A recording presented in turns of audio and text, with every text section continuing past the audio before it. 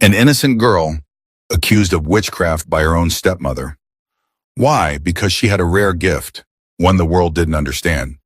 Banished from her village, homeless, rejected, and wandering the streets. But destiny had not forgotten her. One day she crossed paths with a heartbroken billionaire whose only daughter had been crippled since birth. No doctor across the globe could heal her, but this homeless girl looked him in the eye and said one thing that shocked everyone. "Sir, I can make your daughter walk again." Was she crazy or chosen? Can a girl with no education do what the world's top doctors failed to do? Well, get ready to find out. Because this isn't just a story. It's a journey of pain, purpose, and an unforgettable miracle that will leave you speechless. So grab your popcorn, sit back, and whatever you do, don't click away. You need to see how this one ends. And if you're just joining us, hit that subscribe button, give this video a thumbs up, and turn on the bell so you never miss powerful stories like this one. Let's dive in. Chief Peter stood in the middle of his private gym, staring at the treadmill like it had just insulted him. Beside him, Princess sat quietly in her custom wheelchair. 17 years old, legs complete, not a single scar or defect. And yet, she had never walked, not one step. "You don't have to push me, Daddy," she said, her voice soft. "I'm not pushing," he replied quickly. "I'm just trying." "Trying what?"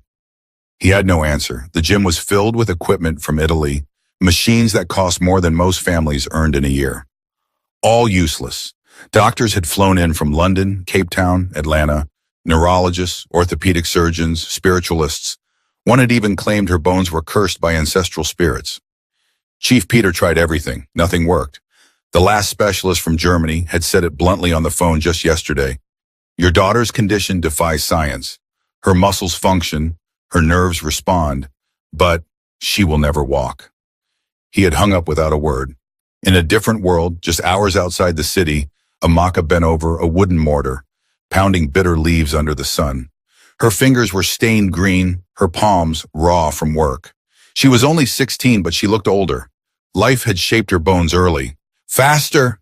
Mama Nkechi barked from inside the house. "Do you want to sleep without food?" Amaka didn't respond. She knew the routine: pound, sweep, wash, repeat. The more silent she stayed, the fewer slaps she received. Orphaned at 5. Taken in by a stepmother who never hid her hatred. And worst of all, Amaka was different. She had a strange gift. Sick people came to her. Sometimes by accident, sometimes whispered about. She would crush herbs, give instructions, and they got better. Rashes disappeared, pain stopped, fevers broke, but instead of praise, she got fear. "She's not normal," neighbors said. "Be careful, that girl sees things in her sleep." Once she healed a child who was choking. 2 days later, the boy's mother said Amaka used spirit water. From that day, she was labeled witch girl. Still, Amaka never defended herself. Her power confused even her. She never asked for it, but it had cursed her all the same. Back in Banana Island, Chief Peter joined Princess for breakfast in silence. The table was lined with imported fruits, golden cutlery, and hand-wrapped pastries. He watched her pick at a croissant without eating. "Would you like something else?" he asked. "No, should I?" "No, Daddy, I'm okay." He hated how normal their routine had become. He pushed his plate aside and leaned in. "Would you like to go out tomorrow anywhere?" She looked up, surprised. "Out?" "Yes, maybe the park? You haven't been out in a while." She nodded slowly. "Okay, just to see other people." Running. His heart tightened. Every little reminder of what she couldn't do cut deeper. That same night, Amaka sat outside her stepmother's hut, staring at the sky. She hadn't eaten. There was no dinner for her that day. Mama Nkechi said the yams weren't enough. She closed her eyes, tired. Then it came. Not a dream, a vision. A man in a black suit, grief in his eyes, standing beside a girl in a wheelchair. Her legs still, her face pale. In the vision, Amaka stood before them and said, "I can make her walk." Then the man knelt crying, and the girl rose. Amaka gasped and opened her eyes. Her heart pounded. It wasn't just a dream. It felt like a command. Mama, she called softly, I saw someone. I think, I think I'm supposed to help them. What nonsense again?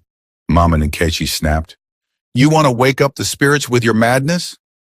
I saw a girl who couldn't walk. I saw myself helping her.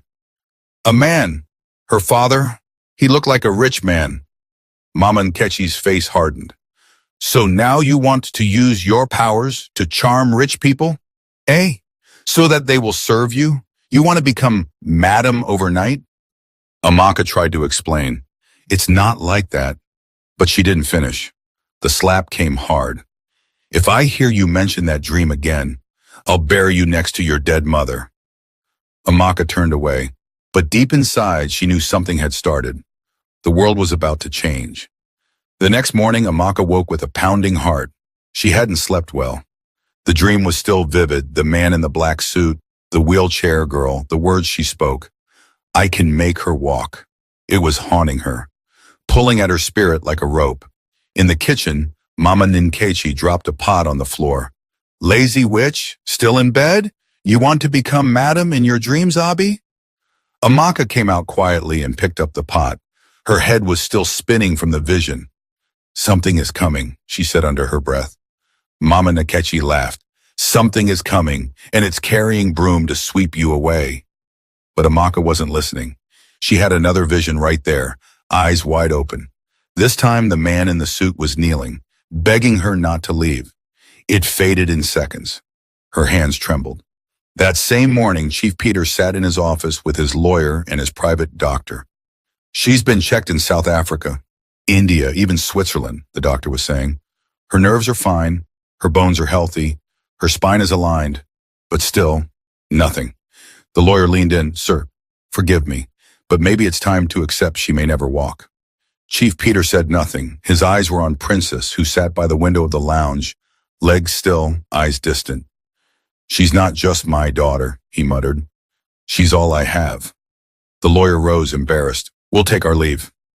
Alone again, Chief Peter walked over to Princess. Are you sure you still want to go out today? She nodded without hesitation. He looked at her for a long time. Okay. Back in the village, Amaka was washing clothes when a woman from the next compound came running. Amaka, you're the one that sees things, Abi? Amaka stood still. Why? It's Chief Eze. He's sick, shaking, can't breathe well. Amaka's heart skipped. That name, that face, in her dream last week, she had seen Chief Eze clutching his chest. She told Mama Nkechi immediately. Mama, Chief Eze is going to die. I saw it. He needs to check his blood pressure. Maybe something is wrong with his heart. Mama Nkechi burst into laughter. You've started again? You want to kill the chief too? I'm not killing him. I saw it. He needs to go to the hospital. Should I carry you there so you can rub his chest too? Amaka shook her head and went quiet. That evening, Chief Eze collapsed in his compound. By morning, he was dead. No one expected it. He was healthy, no medical history, no warning signs, except Amaka's. By noon, the whole village was buzzing. She predicted it. She's the one who said it. What kind of child sees death like that? A group of elders gathered. Mama Nkechi was summoned. She told them everything. How Amaka had dreams, how she healed people with plants, how animals behaved strangely around her. She even talks to herself sometimes, Mama Nkechi added with a dramatic gasp. I'm afraid to live with her. I fear for my life. That was all they needed. By dusk, angry voices surrounded the house. Bring her out. She must go. Witch, murderer, Amaka tried to explain. I didn't kill him. I only warned. But her words drowned in the chaos. Mama Nkechi opened the door and threw a torn nylon bag at her. Leave my house, witch. Go and find your place among the spirits you talk to. Amaka didn't fight. She picked up her bag and walked away. Alone. By the time night fell, she was sitting by the back wall of the market, with a sack under her head and mosquitoes biting her legs. She hadn't eaten. She hadn't cried. She just kept seeing that man in the black suit in her mind again. This time he wasn't kneeling. He was staring at her, waiting. And in her chest, something whispered, Go. Meanwhile, in Banana Island, Chief Peter parked his SUV outside the city's most luxurious children's park. He opened the door for Princess and carried her gently into her wheelchair. She smiled, taking in the sound of children running, laughing, living. For the first time in a long time, she didn't look sad. Chief Peter stood quietly beside her. For a brief moment, he forgot the pain, until a thought crept in. What if this is her life forever? He shook it off and smiled. You look happy. I am, she replied. Thank you for bringing me. He nodded, but deep inside his hope was dying. He didn't know that less than a mile away, a homeless girl had just risen from the ground and was walking toward fate. Amaka wandered from the market gate to a nearby shed. Her legs were weak, her stomach burned with emptiness. 2 sachets of water were all she had consumed in the last 24 hours. People avoided her like a disease. She begged for leftover akara from a roadside seller. The woman snatched her tray back. Leave this place! You want to use your witch eyes to poison my business? Amaka didn't argue. She moved on. She had no energy left to explain. She passed a group of schoolgirls. One of them pointed. Isn't that the girl they said killed Chief Ize? The others gasped. She's still walking freely? Let's go before she sees our future and kills us too. The words didn't sting anymore. Amaka's heart had already toughened. She found a piece of carton beside a closed provision store and laid her head down. Night was falling, but sleep didn't come. Instead, the vision came again. This time clearer. The man in the suit was standing in a garden. He looked exhausted. His hands trembled. Then the girl in the wheelchair reached for him and Amaka stepped between them. Her voice in the vision was calm, powerful. You gave me food. Now I give you your daughter's legs. Amaka sat up, her heart pounding. It wasn't just a dream, it was direction. She didn't know who they were or where to find them, but Lagos was calling her. She felt it. She stood, picked up her bag, and started walking toward the road. No plan, just faith. Across the city, inside a mansion guarded by 10-foot walls, Chief Peter was wide awake. He sat in his study, reading and rereading his daughter's medical reports. MRI scans, blood panels, therapy updates, a full folder, thicker than a law textbook, all of them saying the same thing.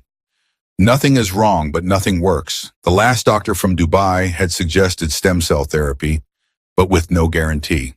Another dead end. He turned to a framed photo on the shelf, Princess, age 5, in a wheelchair, wearing a crown from a birthday party. She was smiling, but Chief Peter could still see the pain behind her eyes. His driver knocked gently. Sir, sorry, a message just came from your cardiologist. He said your blood pressure is too high. You need to rest. I'll rest when she walks, he said quietly. Sir? Never mind, go. The driver left. Chief Peter leaned back in his chair. Then unexpectedly, Princess wheeled herself into the room. You're still working? I couldn't sleep. She nodded, rolled to the window. I had a dream. He looked up. About what? I was standing, on the grass, walking toward you. He blinked. You. What? She turned. I saw you crying. I touched your hand. I said something, but I don't remember what. Chief Peter stood slowly. Don't say things like that. It's too cruel. It felt real. I know, he whispered. That's the worst part. By morning, Amaka had made it to the edge of the city.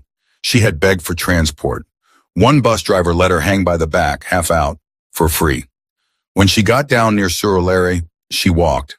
People watched her with suspicion. Dirty girl, no shoes, torn wrapper. She walked through areas she didn't know, following only instinct. Eventually, she reached a roundabout with a large fountain. In the distance, she saw children playing inside a fenced park, and beside a black SUV, she saw him, the man from her dream. He stood beside a wheelchair. The girl, the exact girl. Amaka's heart skipped. She wasn't ready. She looked like a beggar. But the voice in her chest said, now. She moved closer, keeping to the sidewalk. When the man turned toward his car, Amaka stepped forward, but stopped. Fear choked her. What was she supposed to say? Would he believe her? Suddenly, he walked over to where she stood. Their eyes met. He reached into his car, pulled out a food pack and a folded N10,000 note. Take, he said simply. Eat something. Amaka accepted it. Thank you, sir. He nodded and turned back to his car. But something inside her screamed, say it. She took one bold step forward. Brr, she called out. He turned confused. I can make your daughter walk. Chief Peter froze. His hand was already on the car door. Princess sat in the back seat, quiet, watching. The guards glanced up, confused. His driver looked ready to push the girl away. What did you just say? Chief Peter asked. Amaka stepped closer. Her voice was calm, steady. I said I can make your daughter walk. The driver scoffed. Oga, this one day mad. She don't chop craze finish. Chief Peter raised his hand to silence him. Come again, he said to Amaka. I know it sounds crazy, sir, but I saw her. In my dream, I saw you. I was meant to meet you here. The silence was tense. Onlookers slowed down, trying to hear. A mother pulled her child away from the strange girl who claimed she could do what science couldn't. You know my daughter? Chief Peter asked slowly, suspicious. I've never seen her before today, but I saw her in my sleep. She was in a wheelchair. You were crying. I was standing in your garden. That shook him. Just last night, Princess had described that same dream. Him crying, her standing, walking. Coincidence? Or something deeper? The driver leaned in again. Sir, with all due respect, this is Lagos. This girl fit be ritualist. Amaka turned toward him. If I was evil, would I stop you from driving away? Chief Peter took a step back and studied her closely. Dirt streaked her skin. Her slippers were torn. Her wrapper was tied with a knot at the waist. But there was no fear in her face. No shame either. Just clarity. Princess opened the car door slowly. Daddy, she looks familiar. He turned. I think she was in my dream too. Now his heart started to race. This was too much. Two strangers, same dream. He turned back to Amaka. If you're playing games, I'm not, she said. I don't want your money. I don't want anything. Just take me to your house. Why? Because the solution is there, in your garden. The driver stepped forward again. Oga Abeg, this girl, they talk like person way they under spirit. No allow her follow us wetin we go talk if something happen. Chief Peter hesitated. Every part of him screamed that this was dangerous. But a smaller voice, one that sounded like faith, whispered, what if it's real? He looked at Amaka again. You'll enter the car? She nodded. You'll allow us to search you? She raised her arms. You can chain me if you want. Princess spoke up.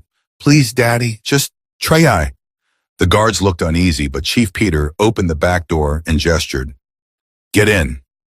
Amaka climbed in quietly. The driver shook his head in disbelief and started the engine. The drive to Banana Island was quiet. Princess stared at Amaka with quiet curiosity. Amaka stared out the window, focused. Chief Peter kept glancing at the rearview mirror, watching both of them. He didn't know what to expect. A scam? A breakdown? Another disappointment? But something about her presence felt calm. When they reached the mansion, the guards at the gate looked stunned. Oga, who be this? She's with me, Chief Peter said. Let her in. As the gate opened and they entered the estate, Amaka's eyes widened. White marble walls, manicured lawns, 3 black SUVs, security cameras rotating from poles. Servants in uniform lined up as the car parked. She stepped down from the car quietly. One guard pulled Chief Peter aside. Oga, we fit search her? Yes, do it. Amaka raised her arms without resistance. The guards checked her bag, only a wrapper and a torn notebook. She's clean, sir. Chief Peter turned to her. You said something about my garden. Amaka nodded and pointed toward the back. That way. One of the guards moved to stop her, but Chief Peter raised a hand. Let her go. She walked across the lawn, past the fountain, past the trimmed hedges, then stopped near the corner of the fence. A low bush grew there. Most gardeners ignored it. Amaka knelt down, touched the leaves gently, then pulled at the soil. She brought out a thick reddish root. This is what will make her walk, she said. Chief Peter frowned. A root? Yes, it grows in very few places. It strengthens dead nerves when cooked right. Your staff probably saw it every day and never knew. Are you saying herbs can do what medicine couldn't? I'm saying faith can, she replied. Princess wheeled closer. It smells strong. Amaka broke off a small piece and chewed it. If it's poison, I would be dead by now. Chief Peter looked torn. His hands trembled. You want my daughter to eat this? Only if you believe. He turned to Princess. She looked him in the eye. I believe her. The mansion was in chaos. Chief Peter's personal doctor had been called. His head of security stood alert. Even the maids had gathered in a corner, whispering. Everyone stared at the strange, ragged girl who sat confidently at the center of the grand kitchen, boiling a thick root from the garden in a stainless pot. Sir, this is dangerous, the doctor said. We don't know what's in that thing. She already tasted it, Princess replied from her wheelchair. She's fine. That means nothing, the doctor snapped. Every human body reacts differently. You want to risk organ failure? Death? Chief Peter stood in silence. He had fought so long for hope, and now that it stood in his kitchen, dirty, barefoot, uneducated, it didn't make sense. Daddy, Princess said gently. What if this is what we've been waiting for? He turned toward her. What if it isn't? Then we'll know we tried everything. The doctor leaned in again. Sir, I beg you, this is a bad idea. Let us run tests on the root, lab work, blood sampling. Give us 48 hours. We've waited 17 years, Princess said. If we wait longer, I might lose the courage. The room went silent. Chief Peter looked at Amaka, who simply nodded. I'm not asking for your trust, sir. I'm asking for a chance. Half an hour later, the boiling was done. Amaka poured the thick brown liquid into a clean glass cup and placed it before Princess. Drink half now, the rest before bed. Chief Peter stood by the door, his arms folded. His face looked carved from stone. Princess reached for the cup. One of the guards stepped forward. Sir, do we allow this? Chief Peter didn't respond. Sir, the doctor repeated. Louder now. We're all looking to you. Then Princess drank, no drama, no shaking, no foaming at the mouth. She placed the empty cup on the table. Everyone waited. 5 minutes, nothing. 15 minutes, still nothing. Then she yawned. Wonderingly, I feel very sleepy. Chief Peter rushed to her. Are you okay? Are you dizzy? Heart beating fast? No, I just feel tired, like I want to sleep. The doctor checked her pulse. Normal. Her eyes began to close. Daddy, can I rest a bit? Just a little?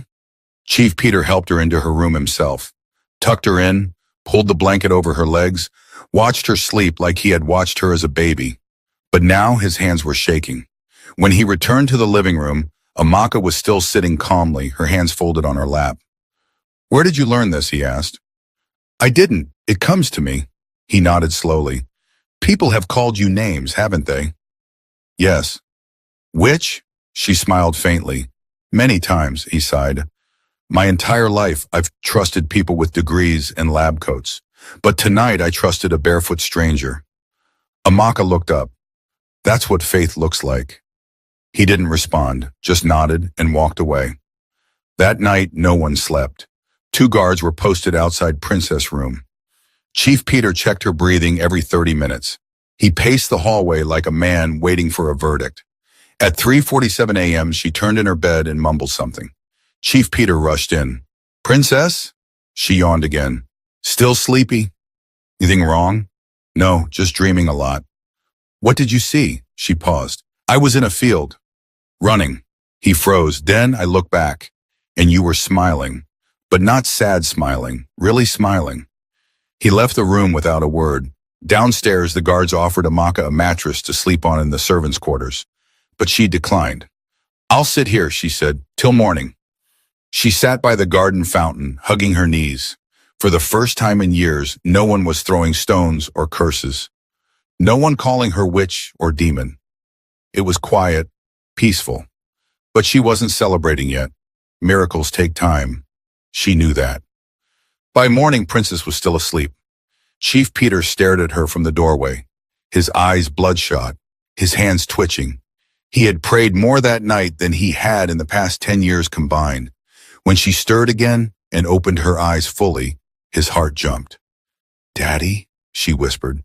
"Yes, my love." "I think I'm hungry." He smiled with relief. "You'll eat anything you want."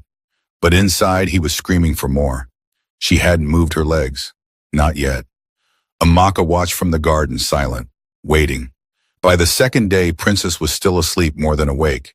When she opened her eyes, she spoke softly, ate very little, and drifted back into dreams. Chief Peter didn't leave her side. He had canceled all business meetings. His phones were off. His only focus now was her breath, her pulse, and the hope that something, anything, might change. But nothing did. The mansion grew quieter with each passing hour.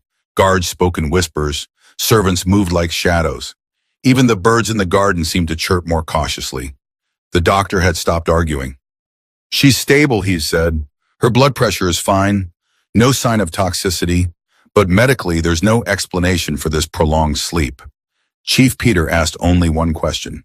"Is she in danger?" "No," the doctor said. "But I can't explain what's happening either." He nodded. "You don't need to." Downstairs, Amaka sat alone in the sitting room, under the large chandelier she hadn't dared to glance at before. One of the maids brought her rice and stew on a ceramic plate, different from the stainless one they used the first day. They were warming up to her, but the stares remained. The suspicion, the silent judgment. She heard them whisper at night. What if she poisoned the girl slowly? She hasn't even touched the Bible since she came here. Witch or not, something is off. Amaka didn't respond. She knew how this worked. She had lived it all her life. People fear what they can't control, especially when it wears rags and doesn't speak their language. What hurt wasn't the whispers. It was the silence of the man who brought her here. Chief Peter hadn't said a word to her in over 24 hours. He didn't ask how she was, didn't even look her way. That was the price of belief. Faith sounded beautiful in books, but in reality, it felt like being watched by everyone and trusted by no one. On the third day, Chief Peter finally came downstairs. His eyes were sunken, his shirt untucked. He looked like a ghost of the man who ran a billion-naira empire. He walked up to Amaka. She stood immediately. "Still nothing," he said, voice low. Amaka nodded once. "It's not time yet. You said the solution was in my garden." It was. But she's not walking. Not yet. His jaw clenched. "Give me something. A sign. A reason to believe." She looked at him directly. "Do you remember what you gave me the day we met?" He paused. "Food. And 10,000 naira. Exactly. You gave freely to someone the world ignored. No camera. No intention. Just kindness. And that moment was your offering. You planted the seed. You didn't know it, but your miracle began before I opened my mouth." Chief Peter said nothing. "You're looking for results, but faith doesn't start with outcomes. It starts with obedience, Waomis." He swallowed hard. "You sound like a prophet." "I'm not." "Then who are you?" She smiled faintly. "A girl God didn't forget." That night, something changed. Princess stirred restlessly in her sleep. She whispered things they couldn't understand. At one point, she cried out softly, "Stop pushing me. Let me stand on my own." Chief Peter rushed in. "Princess?" She was asleep again. The doctor stood nearby. "Her body temperature is rising slightly." "Is that bad?" "I don't think so." Amaka stood at the doorway, watching. The next morning, when Princess opened her eyes fully, she didn't speak. She stared at her legs for a long time. Then she looked at her father. "I feel different." Chief Peter moved closer. "Different how?" "My feet, they're warm." He dropped to his knees and touched them. They were. He looked at Amaka. She didn't speak. She just nodded. Once, still, Princess didn't walk. Not yet. But the atmosphere shifted. The staff stopped whispering. The guards greeted Amaka with eye contact. The cook offered her yam and tea without being told. Chief Peter came to the garden where she sat that evening. I haven't said thank you. She looked up. Because nothing's happened yet? He nodded. You don't owe me thanks, she said. Just truth. When this is over, tell the truth about me. He didn't answer, but he sat beside her. In silence, that was enough for now. Because belief had already cost them all something. Comfort, control, pride, and that was the price. The morning was quiet, too quiet. Chief Peter hadn't slept. He sat by Princess' bedside, arms folded, heart racing each time she moved. It had been 4 days since she drank the strange root mixture. 4 days of waiting, watching, hoping, and nothing. Yes, her legs were warm, her breathing strong, but no movement, no sign of a miracle. Only sleep, silence, and stillness. He was beginning to think he had been fooled. He left her room just after 7 a.m., walking slowly down the hallway. His guards stood in place. Maids whispered greetings. Amaka sat in the garden staring into the morning sky. He didn't speak to her. He didn't have the strength to. At exactly 7:42 a.m., something happened. Princess opened her eyes and didn't just blink. She sat up quickly, breathing fast like someone waking from a heavy dream. Then she whispered, I need to stand. The nurse in the room froze. What? Princess threw off her blanket. Please, I need to stand. You shouldn't, let me call your father. But she didn't wait. She turned, shifted her legs over the side of the bed, and lowered them to the cold marble floor. Her toes touched down first, then the sole of her foot, then her heel. For the first time in her life, her legs held her weight. The nurse gasped, Jesus. Princess rose slowly, her knees shaking, but she stood. By herself. She wasn't dreaming. She wasn't falling. She was standing. And then, step by step, she walked to the door. Barefoot, unsteady, but real. Chief Peter heard the nurse screaming before he saw her. He ran toward the noise, heart pounding, afraid something had gone wrong. Then he saw her, walking, toward him. Princess? She smiled. Daddy, I can walk. He dropped to his knees. His hands covered his face. For a long second, he didn't move. Then he cried out, loud, broken, overcome. My God, my God. He grabbed her, held her, kissed her face 100 times. You're walking. You're walking. She laughed through her own tears. I don't know how, but I can. Behind them, the mansion burst into noise. Maids screamed. Guards rushed to see. The doctor collapsed into a chair, whispering, This isn't science. And outside, Amaka was still in the garden. She didn't flinch when the gates burst open and Chief Peter ran toward her. She's walking, he said, breathless. I know, Amaka replied calmly. He looked at her like he was seeing her for the first time. You did it. No, she corrected. You did. He stared at her. Me? The day you gave me food without knowing who I was. That was the price. You paid it in kindness. He went silent. You fed someone the world rejected, and God remembered. His voice cracked. How do I thank you? You don't have to. He turned to his guards. Bring her new clothes, shoes, everything. Let her look like the queen she is. He brought her inside. The maids bathed her gently. She changed into a flowing dress one of the guests had left behind. They styled her hair, gave her a proper meal with cutlery. The guards saluted her without being told.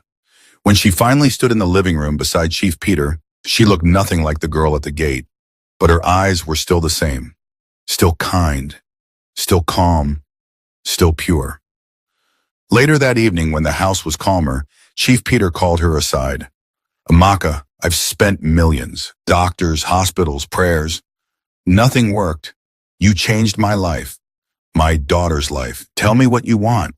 A house, a car, 10 million, 20? She smiled gently.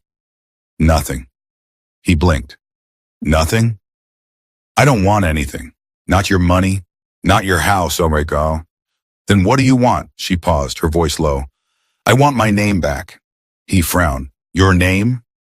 I was thrown out of my village, accused of witchcraft. People called me evil for a gift I didn't ask for. I want the world to know the truth. That I'm not a curse. I'm not a demon. I'm not a witch. I'm just a girl who helped. Chief Peter's eyes filled with tears again. I swear to you, Amaka, I'll make the world know who you really are. She nodded. That's all I want. Then she turned away and walked out into the evening air. For once, not as a beggar, not as a stranger, but as the girl who made the impossible possible. 3 days later, Amaka stood on a polished stage in front of flashing cameras, dressed in a pale blue gown that flowed gently around her feet. A quiet hush settled over the hall. Journalists, doctors, public figures, and influencers filled every seat of the private press conference. At her side stood Chief Peter, his hand gently on her shoulder, and beside him, Princess, standing tall, without support, without wheels, without shame. Every camera in the room was pointed at them. Chief Peter stepped to the microphone. For 17 years, he began, I searched the world for a cure. I went to hospitals in South Africa, Switzerland, and the US. I paid every consultant, every specialist, every healer. Nothing worked. He paused, eyes damp. But then, I gave food to a girl at a park, a girl I didn't know, a girl the world had already thrown away. Murmurs echoed in the crowd. He turned to Amaka, then back to the cameras. Her name is Amaka. She is not a witch. She is not cursed.